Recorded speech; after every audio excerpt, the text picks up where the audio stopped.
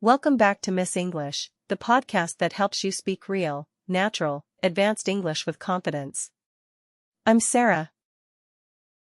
And I'm Alex. Today we're diving into something that's completely reshaped how people work, the gig economy and freelancing. It's such a huge shift. Millions of people now earn a living outside the traditional 9 to 5. By the end of this episode, you'll have all the vocabulary to discuss freelance life like a native speaker.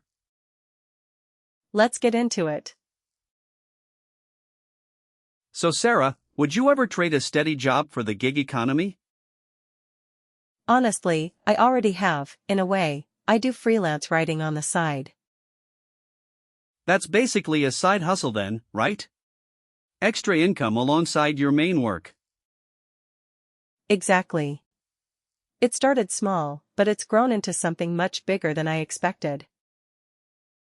A lot of people dream of being fully self-employed one day. It's appealing, but it's a completely different mindset from having a boss to answer to. Let's break down the vocabulary. The gig economy is the whole system of short-term, freelance jobs instead of traditional employment.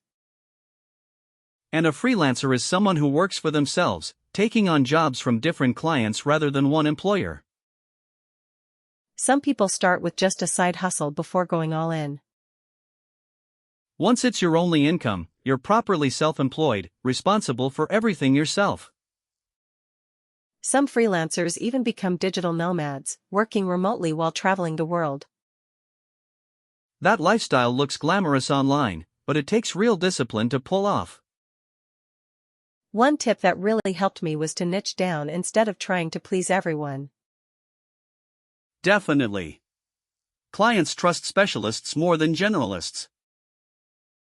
You also need a strong personal brand, how people perceive you professionally.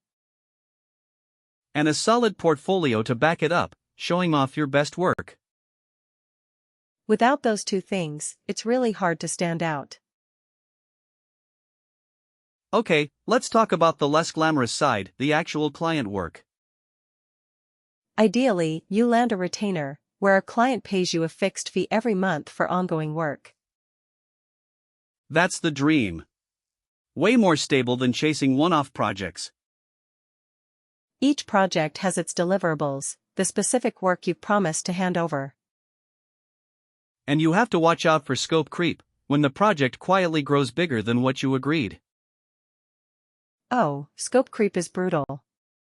It eats your time without any extra pay. Some clients even try a lowball offer, hoping you'll accept less than your work is worth. And unfortunately, some freelancers undercut everyone else just to win the job. That's why contract negotiation is such an important skill to learn early on. Absolutely. And even after the work is done, you might spend hours chasing invoices. Late payments are one of the most frustrating parts of freelance life. On top of that, there's the constant income instability. You never quite know what next month will bring. Right, and with no safety net, a single sick week can really hurt your finances. Every freelancer eventually goes through a dry spell, when the work just stops coming in. It's tough, but most people find ways to get through it. So how do people actually make this lifestyle sustainable long-term?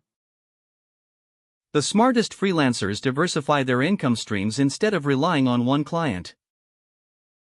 That way, if one client disappears, you're not left with nothing. Don't forget the boring but essential stuff too, like setting aside money for quarterly taxes.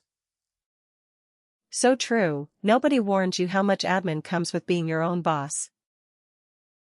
On the plus side, you get genuinely flexible hours, working whenever suits you best. That's the trade-off, isn't it? Less security, but so much more freedom. It just takes strong work-life boundaries, so the freedom doesn't turn into working all the time. Couldn't agree more. Balance really is everything. What a rich topic. Let's recap everything we covered today. We started with gig economy, freelancer, side hustle, and self-employed. Then, digital nomad, niche down, personal brand, and portfolio.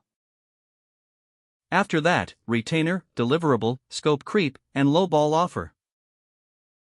Also, undercut, contract negotiation, chase invoices, and income instability.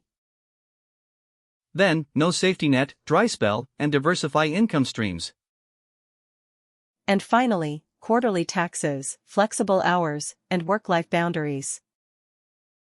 That's a serious toolkit for talking about modern work culture.